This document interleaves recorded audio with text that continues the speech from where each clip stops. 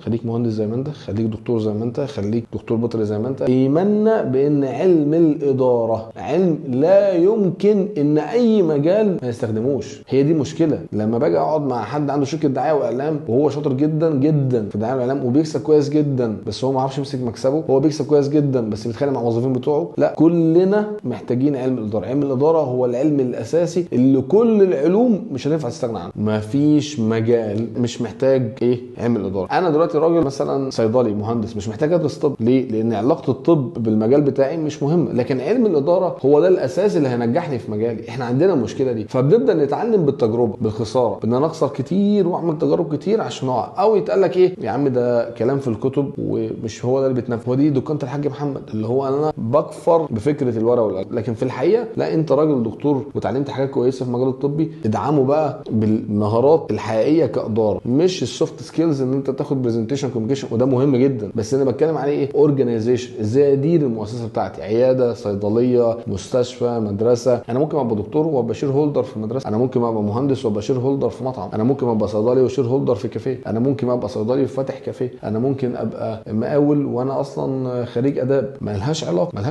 فالاصل هنا ان علم الاداره لازم ندركه ان احنا كطبقه متوسطه دون علم الاداره. وعلم الاداره ده اللي هو بقى الاقتصاد والمانجمنت، يعني الماركتنج واتش ار، كل الحاجات دي انا هفقد جزء كبير جدا من نجاحي في المجال اللي انا متخيل ان هو تخصصي. انت عندك معلومات كتكنيكالي، لكن كمانجيرال انت عندك فجوه كبيره جدا بسبب اللي احنا قلناه قبل كده، التعليم بتاع محو الاميه. احنا تخيلنا ان هو كافي ان انا اعرف ادير مشاريعي وادير البروجكت بتاعتي، ان كانت عياده او مستشفى او صيدليه او سوبر ماركت او يعني